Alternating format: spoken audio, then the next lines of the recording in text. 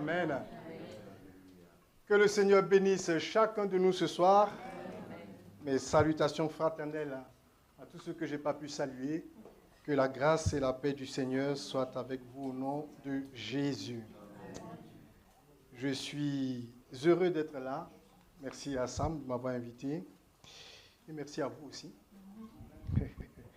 Alors, nous sommes là parce que nous avons besoin de voir la gloire de Dieu. Et depuis quelques jours, vous êtes rassemblés dans ce lieu chaque soir pour implorer le Seigneur, pour persévérer dans la prière, et c'est une bonne chose. Le texte duquel est tiré le thème de notre rencontre se trouve dans le deuxième livre des Rois, au chapitre 6. Et je me propose de faire à nouveau la lecture. Je sais qu'avant moi, il y a eu des prédicateurs. Mais peut-être que ce texte vous est très familier, mais on va encore le lire ce soir. Alléluia. 2 Rois, chapitre 6, et je lis dans la version Vie Nouvelle.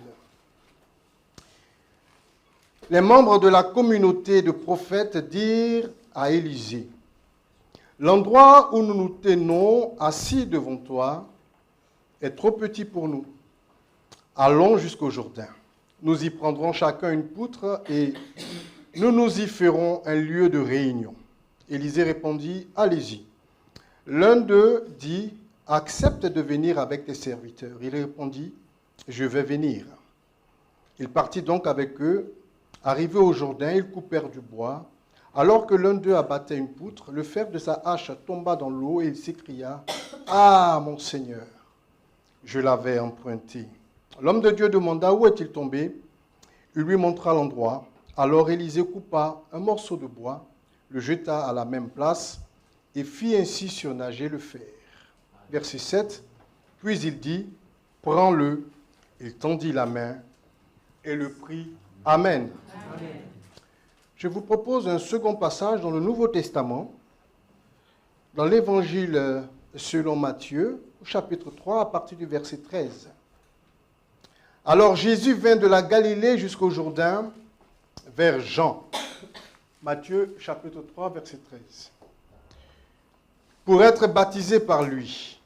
Mais Jean s'y opposait en disant, « C'est moi qui ai besoin d'être baptisé par toi.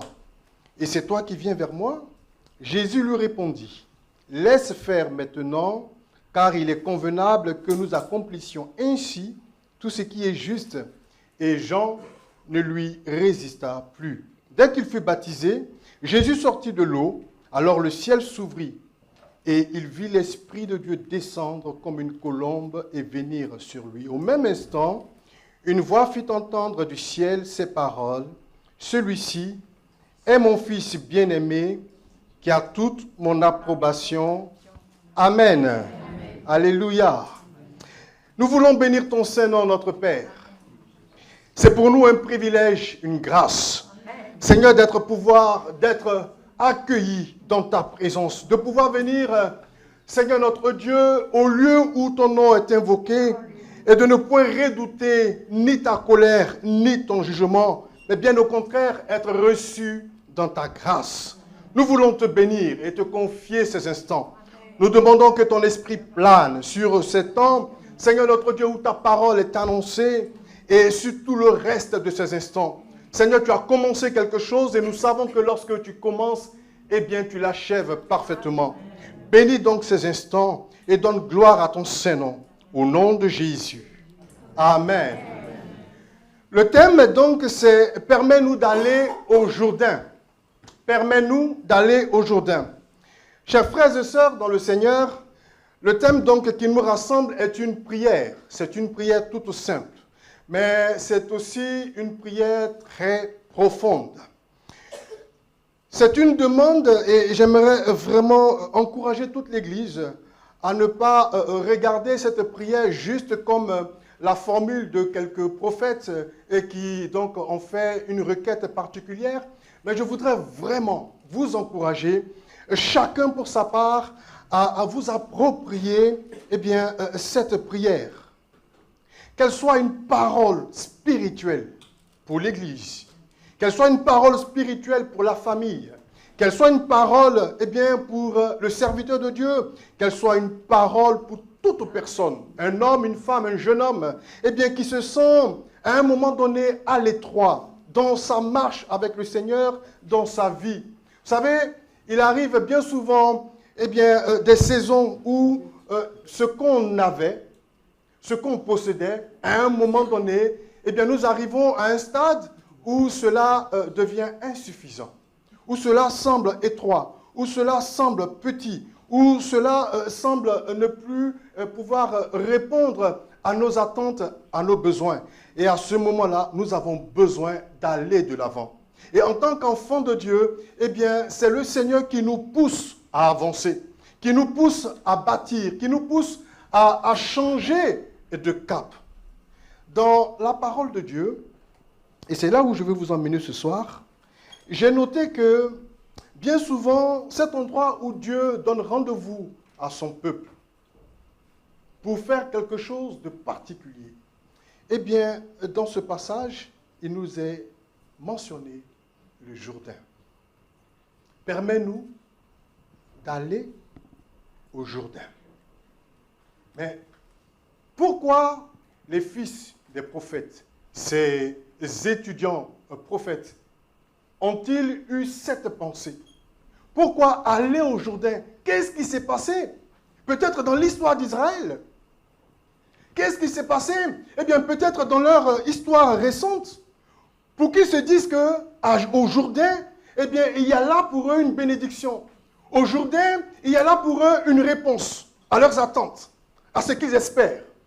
Et ils font cette requête à Élisée, et qui est un peu comme un professeur, qui est un peu comme le maître qui est en train donc de les enseigner.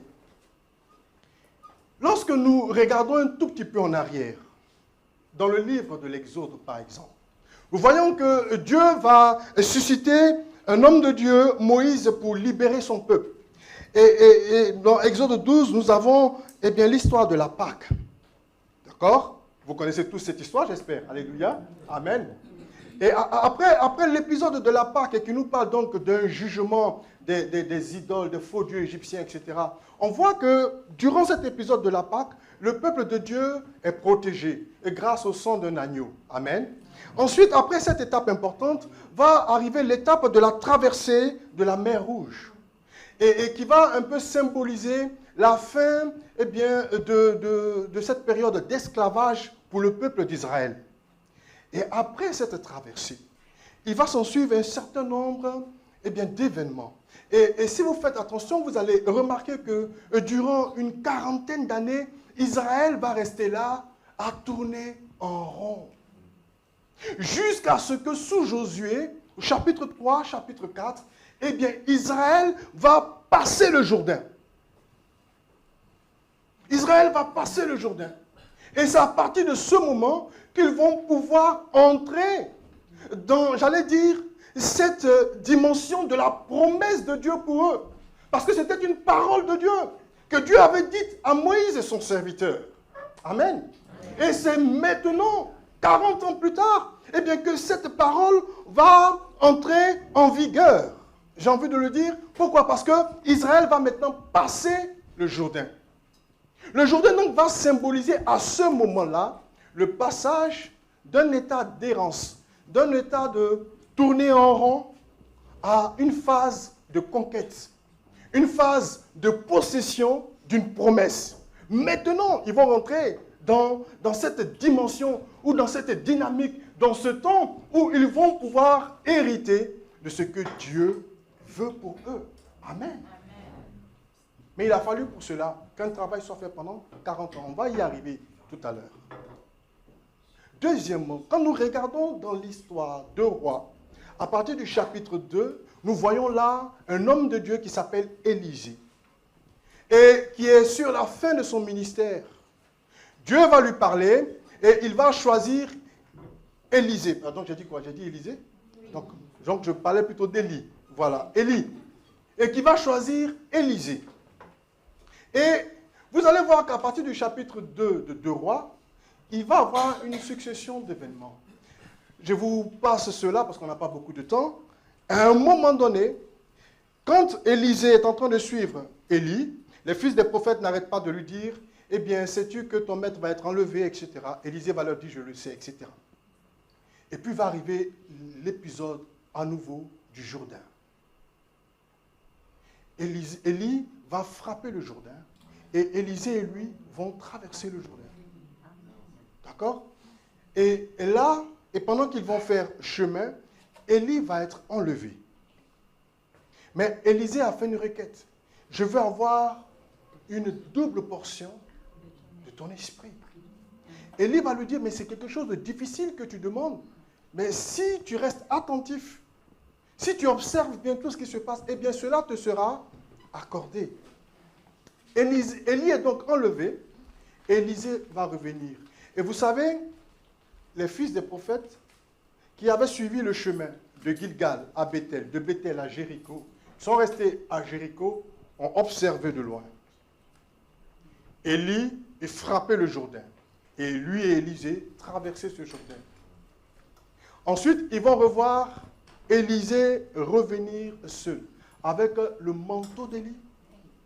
Il va lui aussi frapper le Jourdain. Et les eaux vont se séparer.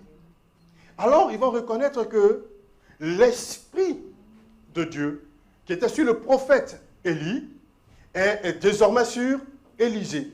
Il y a donc là, à ce moment-là, au niveau du Jourdain, comme un passage d'un ministère à un autre. C'est comme s'il y avait un témoin. Un ministère prend fin et commence un autre ministère. Alléluia. Donc, il y a toujours cette notion de traversée, cette notion de changement. Plus tard, au chapitre 5, 2 Rois 5, on a là un homme qui vient de très loin, Naaman.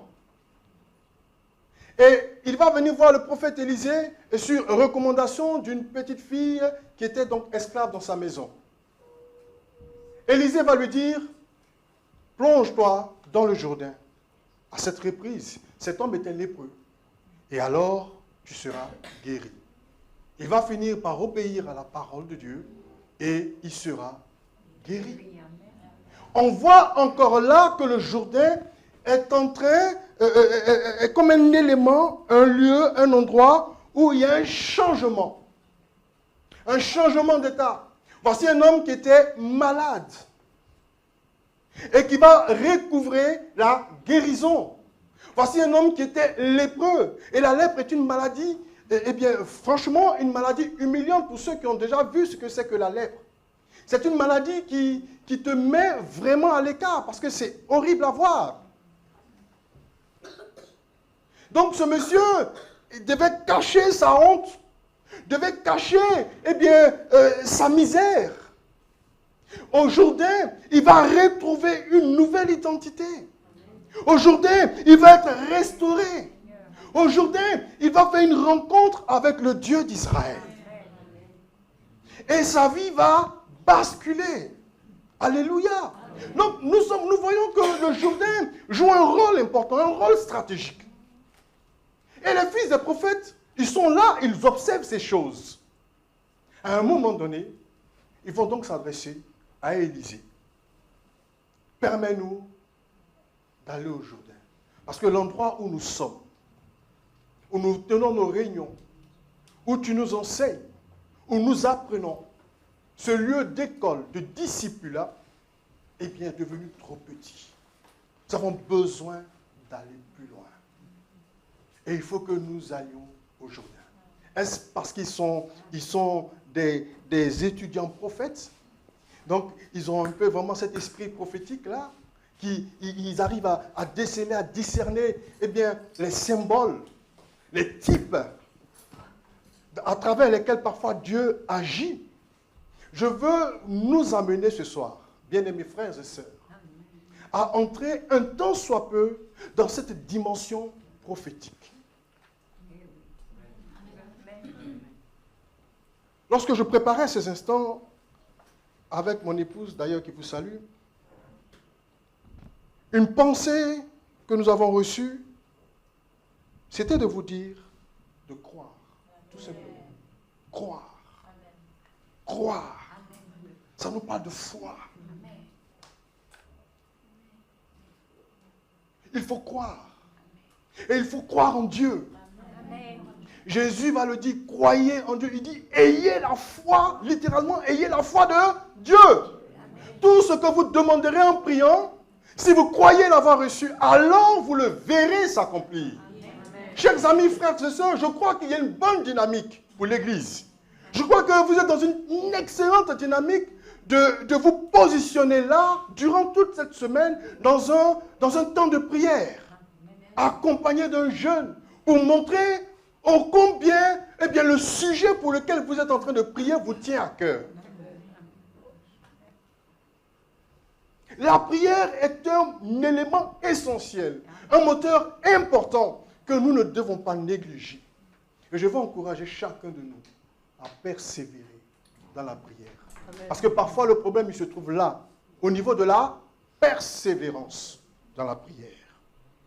Que Dieu nous aide à comprendre ces choses. Frères et sœurs, on peut très facilement tomber dans ce qu'on appelle notre zone de confort.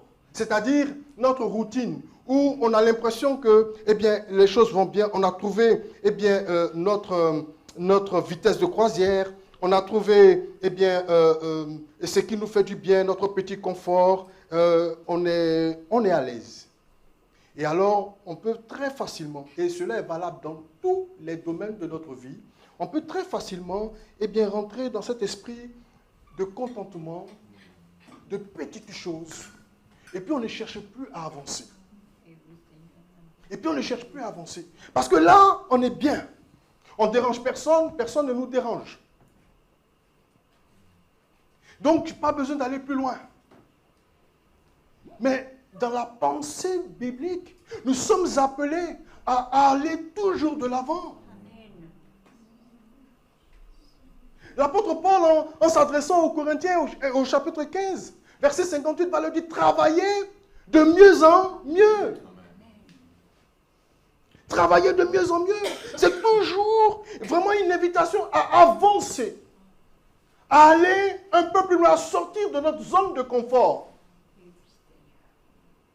Et dans le dernier livre de la Bible, l'Apocalypse, j'aime bien ce passage où l'Écriture dira, il dit, mais je reviens, la rétribution avec moi, que celui qui est saint se sanctifie encore. Vous voyez que la pensée de Dieu, c'est de nous amener toujours à être en mouvement. Jésus-Christ lui-même, sur la terre, était constamment en mouvement. Il ne se contentait pas de rester dans un lieu. Après avoir visité une bourgade, après avoir béni, après avoir annoncé, il avançait. Amen.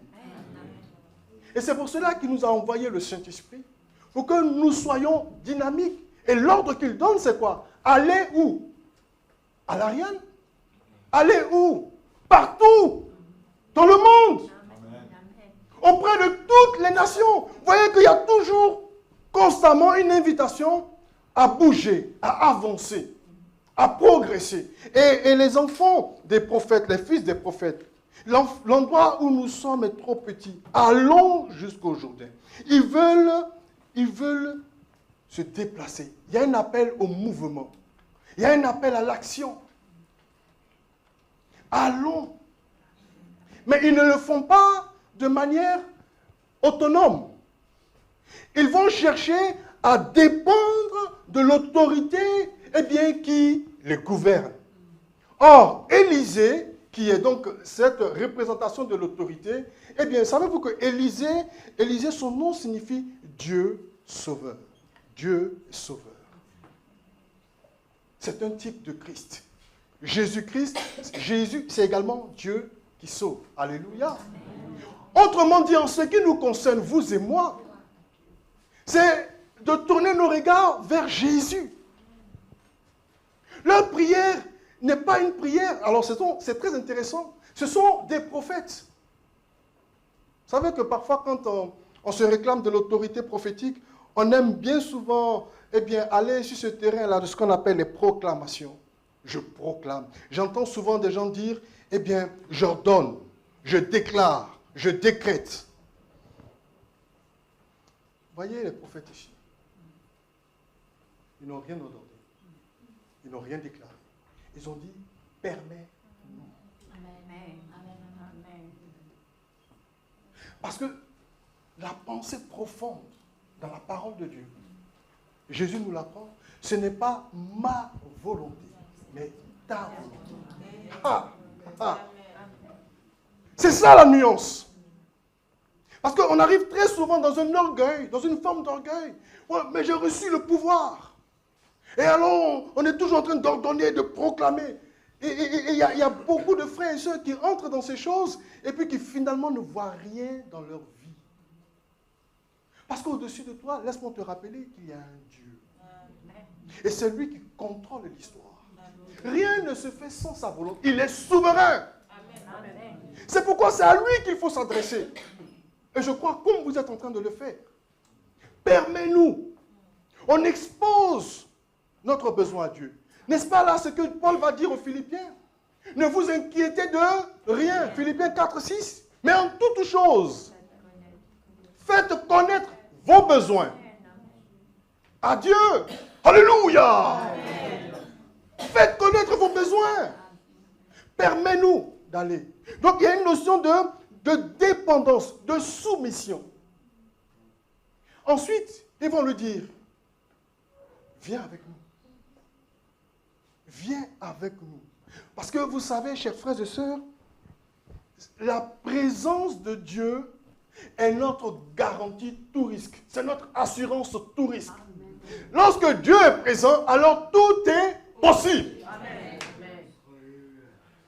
Il ne faut pas tomber dans l'illusion de croire que je suis devenu trop grand et alors je peux faire sans Dieu. Non. Dieu doit être présent dans tout ce que nous faisons. Le sage, Salomon va dire, reconnais-le, Proverbe chapitre 3, versets 5 à 7. Reconnais-le dans toutes tes voies et alors il planira tes sentiers. Mets ta confiance en lui plutôt que de la placer en toi-même. La présence de Dieu. Moïse va faire cette excellente prière. Il dit, si tu ne te déplaces pas, si tu ne viens pas avec nous, je ne bouge pas. La présence de Dieu. La présence de Dieu. Nous devons, soupirer, désirer cette présence. Et aujourd'hui, justement, il faut y aller avec la présence de Dieu. Parce que c'est sa présence, qui va faire la différence. Et Jésus va nous dire ceci. Au niveau de la présence de Dieu, j'aimerais dire ceci. Vous savez, Dieu parle, dans Exode, il se présente à Moïse, il dit, je suis celui qui suis. Dans l'évangile de Jean, Jésus va approfondir cette notion du je suis. Il va déclarer cette parole pour montrer son autorité ou son égalité avec Dieu. Je suis le pain de vie, je suis la résurrection et la vie, je suis la lumière du monde. Vous comprenez? Il va faire toutes ces déclarations. Et puis, à la fin de l'évangile, des évangiles, surtout dans Matthieu et Marc, il dit, et voici, je suis avec vous tous les jours jusqu'à la fin du monde. Qu'est-ce que je veux vous faire comprendre par là? Dieu est toujours présent. C'est son attribut. Dieu est toujours présent et partout. On parle là de l'omniprésence de Dieu. Parce que Dieu est esprit. Amen. Il est esprit. Je n'ai pas dit qu'il est un esprit. J'ai dit Dieu est esprit. Donc il est partout présent en même temps. Amen. Mais sa présence ne se manifeste pas, ne se signale pas partout de la même façon. Pourquoi? Voilà. La vraie question, elle est là. Parce que Dieu est toujours présent et partout. Le problème n'est pas Dieu, le problème c'est toi. Parce que si tu veux que Dieu manifeste sa présence à tes côtés, tu as besoin de te conformer à sa nature. Or, premièrement, Dieu est saint. Donc, il est question ici du péché. Ésaïe, le prophète, va nous rappeler que Dieu est saint. Et il va dire aux Israélites à son époque, il va leur dire ceci, mais c'est à cause de vos crimes, c'est à cause de vos péchés, que la main de Dieu semble courte, que l'oreille de Dieu semble dure. C'est à cause du péché que Dieu s'éloigne. La Bible dit, recherchez la paix et la sanctification, sans laquelle nul ne verra le Seigneur. Nous sommes l'Église et nous nous plaignons de ne pas voir le Seigneur, mais nous vivons mal. Au motif que nous sommes dans la grâce ou sous la grâce. Et alors on méprise les choses de Dieu, dans notre quotidien, dans les détails de nos vies. Or, Dieu est présent dans le détail. Dieu est présent dans le détail. Permettez-moi, chers frères et sœurs, de vous rappeler ceci. Vous vous rappelez de cet homme de Dieu qui s'appelle Gédéon?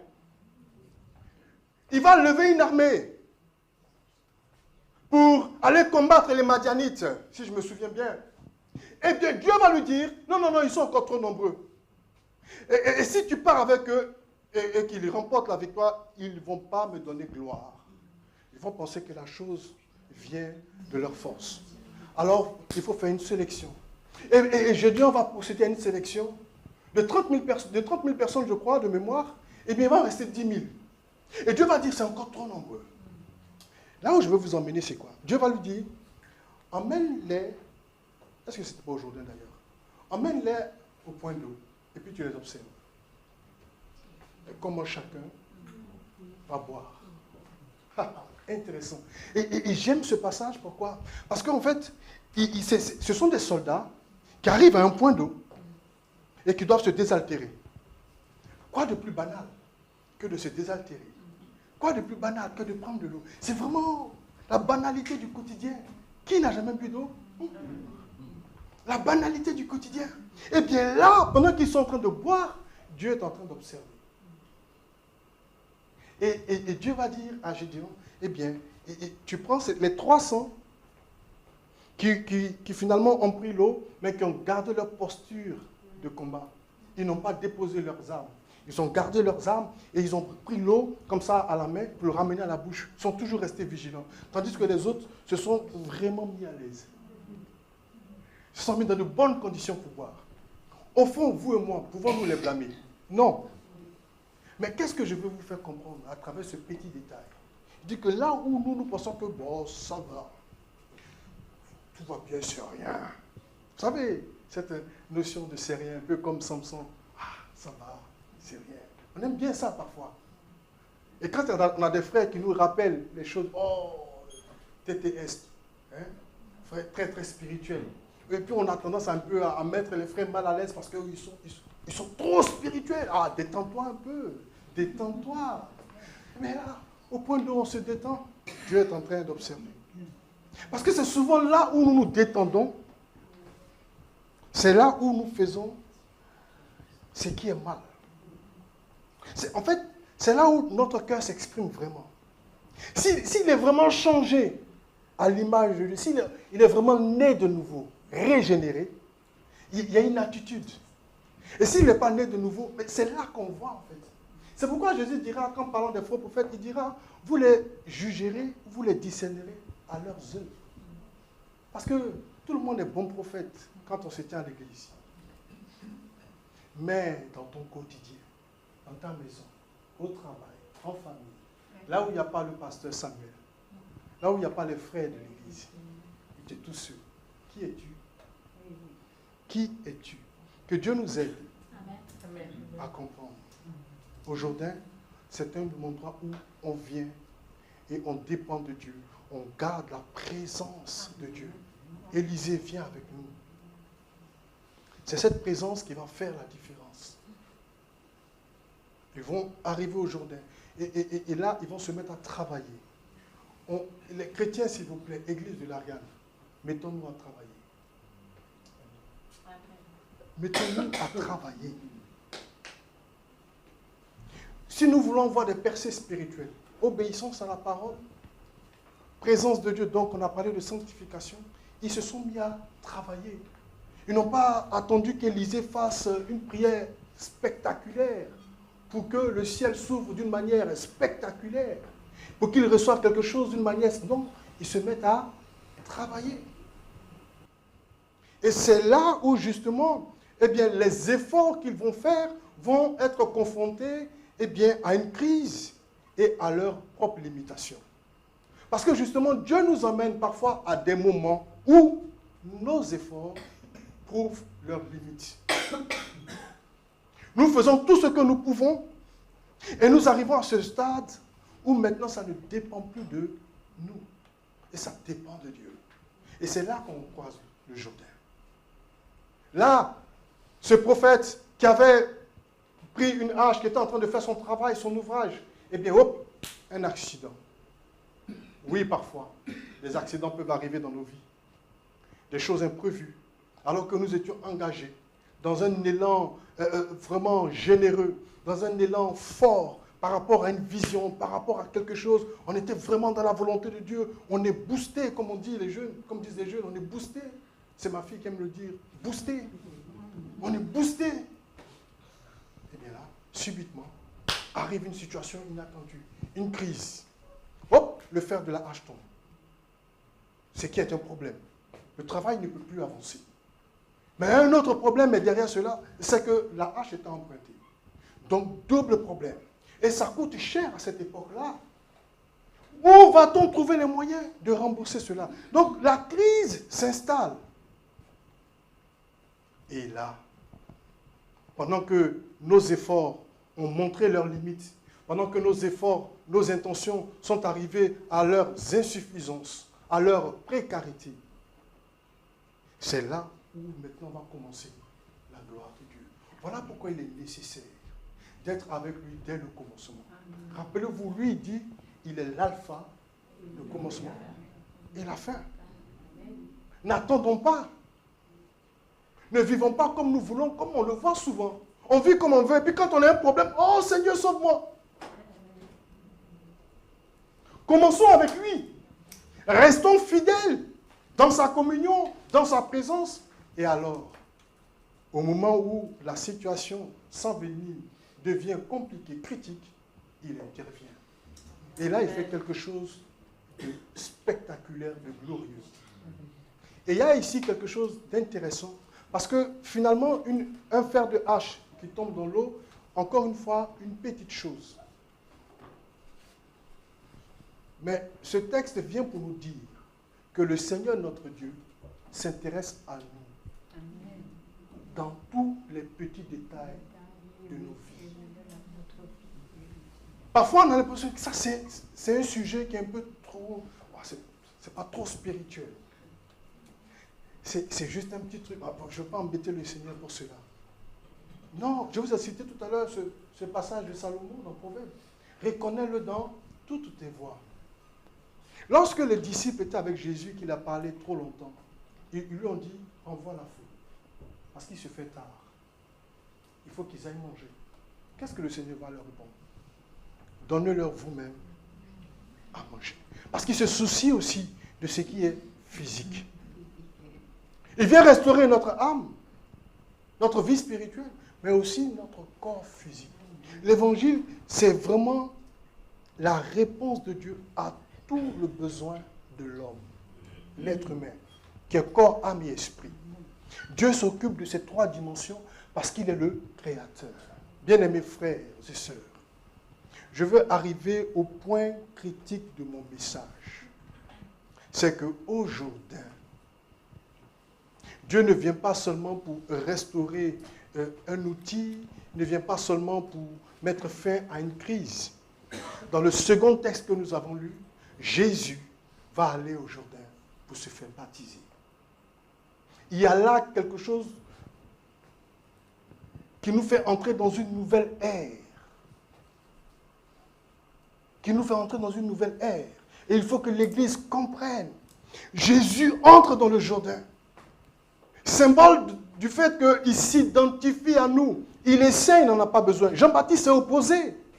C'est moi qui ai besoin d'être baptisé par toi et non l'inverse. Laisse faire ce qui est juste, lui dira-t-il. Parce qu'il est en train de s'identifier à toi et à moi. Il est en train de prendre ton péché. Il est en train de prendre ton incapacité. Il est en train de prendre ton infirmité. Il va rentrer dans cet état d'humanité pour dire qu'il est semblable à nous. Et il va confirmer cette parole de Jean-Baptiste. Voici l'agneau de Dieu qui enlève le péché du monde. Ensuite, le ciel va s'ouvrir. Et l'Esprit va descendre. Et la voix de Dieu se fait entendre. Il y a vraiment là des éléments symboliques qui nous parlent et qui nous introduisent dans une vie nouvelle. Jésus est en train d'inaugurer quelque chose de nouveau. Jusque-là, c'est la loi qui prévalait. Maintenant, nous allons entrer dans une nouvelle ère, celle de la grâce. Et dans cette ère de la grâce, eh bien, c'est Dieu lui-même, à travers son Fils, à travers son Saint-Esprit, qui va maintenant nous diriger, nous conduire, qui va nous donner une nouvelle révélation de sa personne.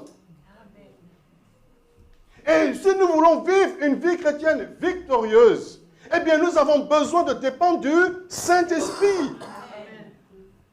Et si nous voulons que le Saint-Esprit soit dynamique dans notre vie, eh bien, nous avons besoin de connaître la parole de Dieu, la voix de Dieu qui se fait entendre. Parce que l'Esprit de Dieu ne fera jamais les choses en dehors de l'Écriture prophétique. Alléluia. Amen. Et voici cette vie nouvelle que Christ vient nous offrir à partir du Jourdain.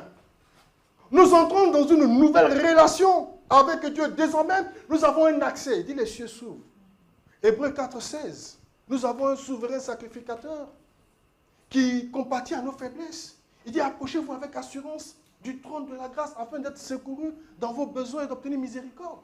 Hébreux 10, 19 à 22. Christ a inauguré pour nous une route nouvelle et vivante par le moyen de son sang. Alléluia. Amen. Le voile est déchiré. Amen. Il dit approchez-vous donc dans la plénitude de la foi. Voilà. Les cieux s'ouvrent. Donc au Jourdain, aujourd'hui pour nous, ce n'est plus un lieu physique. C'est devenu un lieu spirituel. Un temps spirituel. Ce moment où la grâce de Dieu vient rencontrer notre faiblesse. Ce moment où la grâce de Dieu vient rencontrer notre insuffisance. Ce moment où la grâce de Dieu vient rencontrer notre incapacité. Ce n'est plus une affaire du fer, d'une arche qui est tombée, mais Dieu veut restaurer même ta personne, ton être entier. Ce n'est plus une affaire d'un outil ou d'une crise. Dieu vient changer l'état de ton cœur. Dieu vient t'accorder sa grâce. Sa grâce. Chers frères et sœurs, nous sommes là. Depuis 4-5 jours. C'est le temps. C'est le temps où le Seigneur vient te rencontrer. C'est le temps où tu viens à la rencontre du Seigneur. Et il est là. C'est un Dieu de grâce. Même dans l'Ancien Testament, il dit déjà, venez et plaidons. Si votre péché est rouge comme du cramoisi, je vous rendrai pur, blanc comme de la neige. Dieu est un Dieu de grâce. Amen. Il dit, cherchez-le pendant qu'il se trouve. Et c'est là maintenant. Alors peut-être qu'il y a quelqu'un parmi nous dans cette salle qui, jusqu'ici, a pris peut-être ces moments un peu à la légère. Il n'est pas tard pour toi.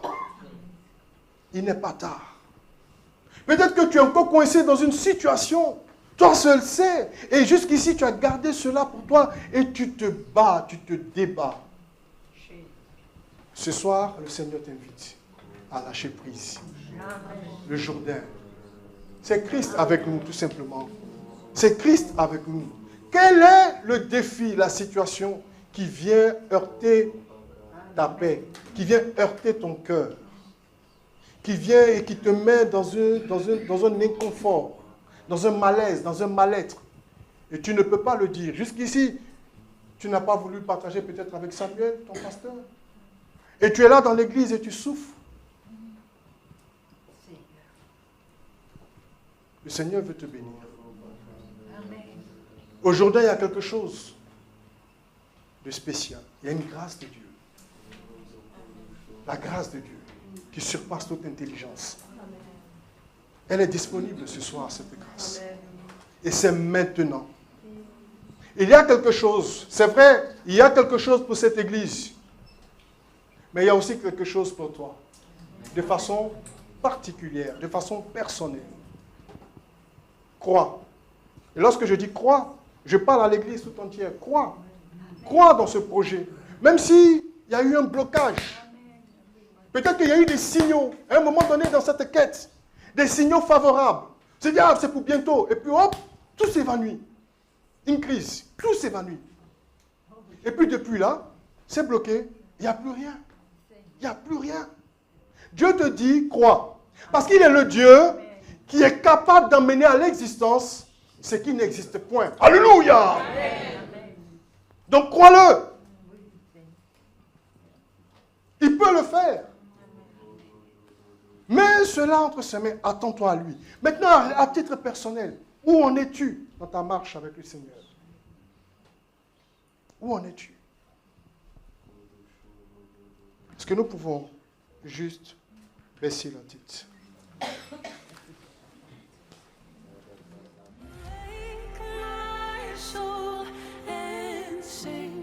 Sing his praise aloud. Sing his praise aloud.